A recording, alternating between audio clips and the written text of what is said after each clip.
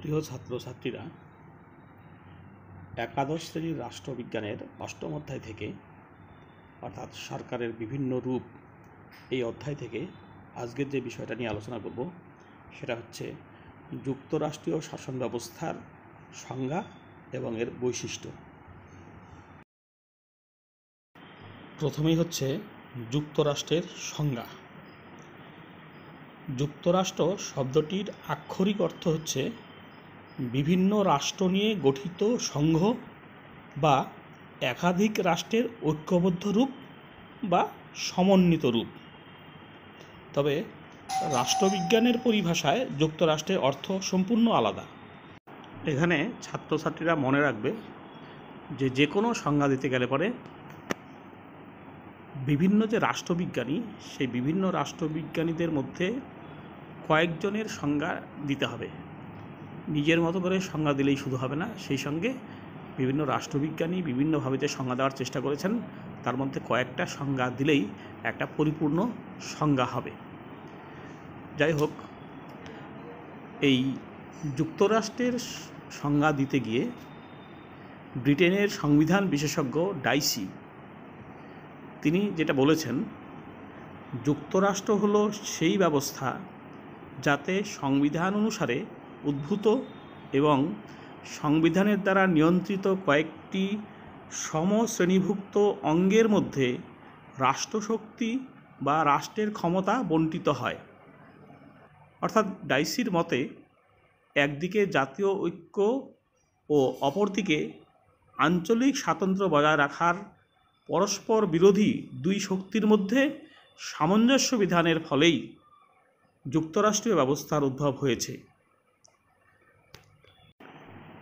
অধ্যাপক কেসি হুয়ার যুক্তরাষ্ট্রীয় ব্যবস্থার একটি সংজ্ঞা দিয়ে বলেছেন, যুক্তরাষ্ট্র একটি নির্দিষ্ট ধরনের শাসন ব্যবস্থা যাতে সংবিধান সমগ্র দেশের সরকার বা জাতীয় সরকার এবং আঞ্চলিক সরকারের মধ্যে এমনভাবে ক্ষমতা বণ্টন করে দেয় যে প্রত্যেকে নিজের নিজের ক্ষেত্রে স্বাধীন এবং জাতীয় ক্ষেত্রে পরস্পরের সহযোগী ভূমিকা পালন করে।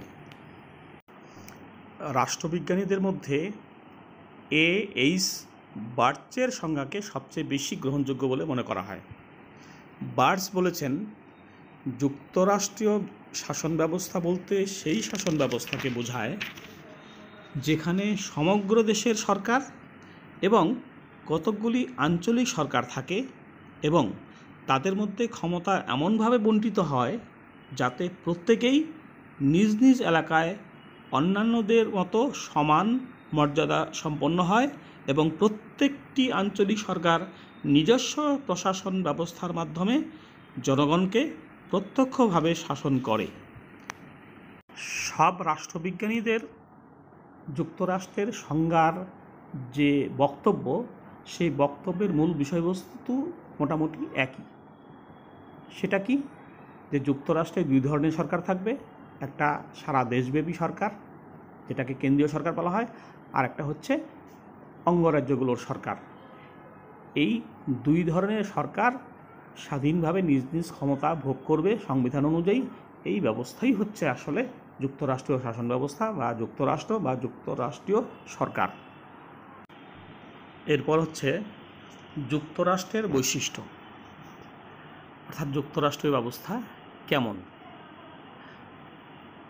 যুক্তরাষ্ট্রের সংজ্ঞার মধ্যেই যুক্তরাষ্ট্রের বৈশিষ্ট্যের অনেকগুলো দিক পাওয়া যায়, তাছাড়াও আরও অন্যান্য দিকগুলো আছে। সামগ্রিকভাবে যুক্তরাষ্ট্রীয় ব্যবস্থাটা কেমন সেটাই হচ্ছে আসলে যুক্তরাষ্ট্রের বৈশিষ্ট্য। যুক্তরাষ্ট্রের প্রথম যে বৈশিষ্ট্য সেটা হচ্ছে এই শাসন ব্যবস্থায় দুই প্রকার সরকারের অস্তিত্ব লক্ষ্য করা যায়। এই দুই প্রকার সরকার হচ্ছে, একটা হচ্ছে কেন্দ্রীয় সরকার বা জাতীয় সরকার, আর একটা হচ্ছে আঞ্চলিক সরকার বা রাজ্য সরকার। জাতীয় সরকার বা হচ্ছে কেন্দ্রীয় সরকারের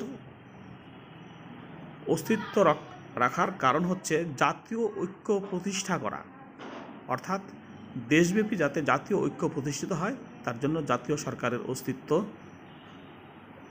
রক্ষিত হয়। আরেকটা হচ্ছে আঞ্চলিক সরকার, অর্থাৎ অঙ্গরাজ্যগুলোর স্বাতন্ত্র্য অস্তিত্ব বা স্বাধীনতা বজায় রাখার জন্য এই অঙ্গরাজ্যগুলোর অস্তিত্ব লক্ষ্য করা যায় এই যুক্তরাষ্ট্রীয় শাসন ব্যবস্থার ক্ষেত্রে।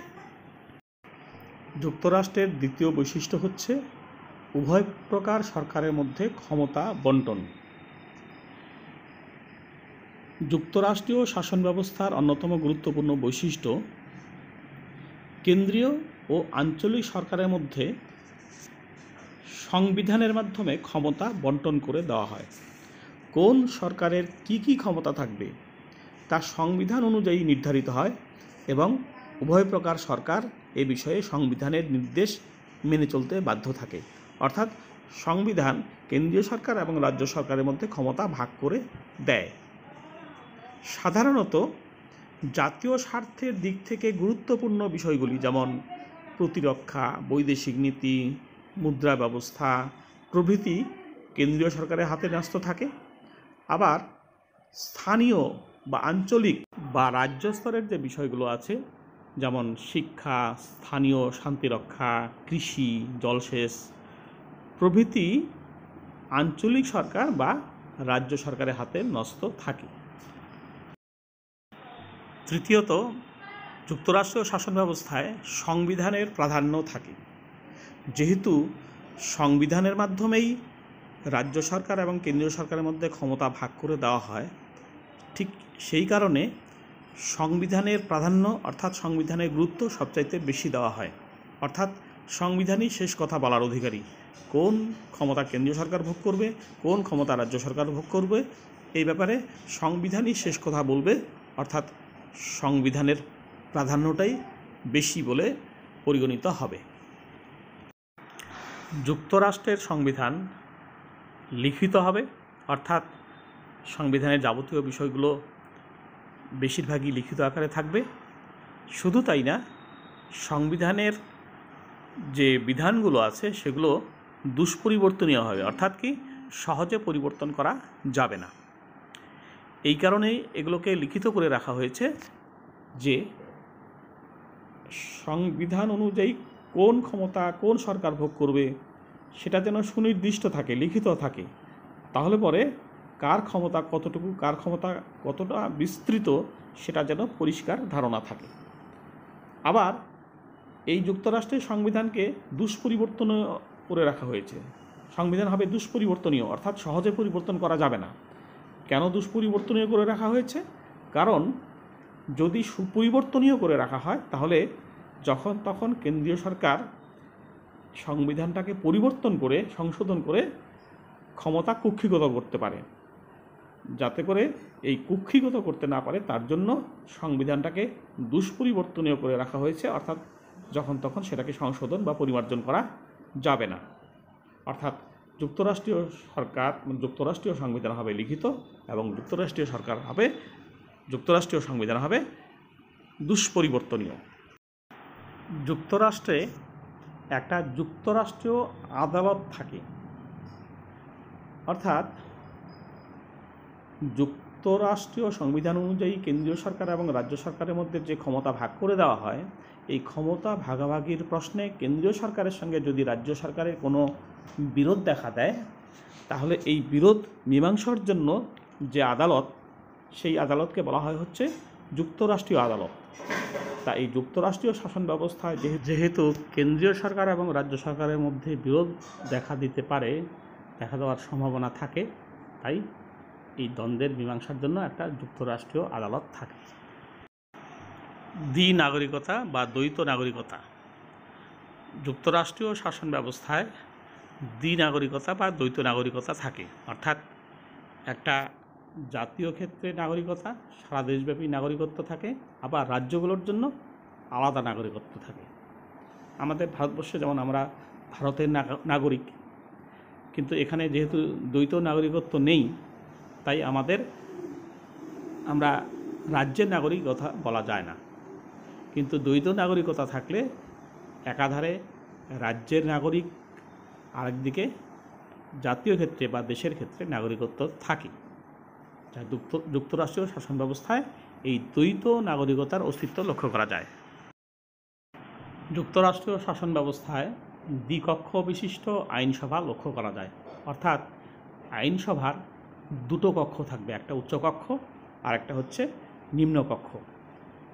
উচ্চকক্ষে রাজ্যগুলোর প্রতিনিধি থাকবে, যাদের কাজ হচ্ছে রাজ্যের স্বার্থ সুরক্ষিত করা। আবার নিম্নকক্ষে জনগণের সরাসরি নির্বাচিত প্রতিনিধিরা থাকবেন, যাদের কাজ হচ্ছে জাতীয় স্বার্থ সুরক্ষিত করা। তবে এই যে দ্বিকক্ষ বিশিষ্ট আইনসভা, অনেক রাষ্ট্রবিজ্ঞানী এটাকে যুক্তরাষ্ট্রের প্রধান বৈশিষ্ট্য বলে গণ্য করেন না। তবুও কিছু কিছু ক্ষেত্রে এই যুক্তরাষ্ট্রীয় শাসন ব্যবস্থায় দ্বিকক্ষ বিশিষ্ট আইনসভা লক্ষ্য করা যায়। এই প্রশ্নের উপর আজকের আলোচনা এখানেই শেষ হলো।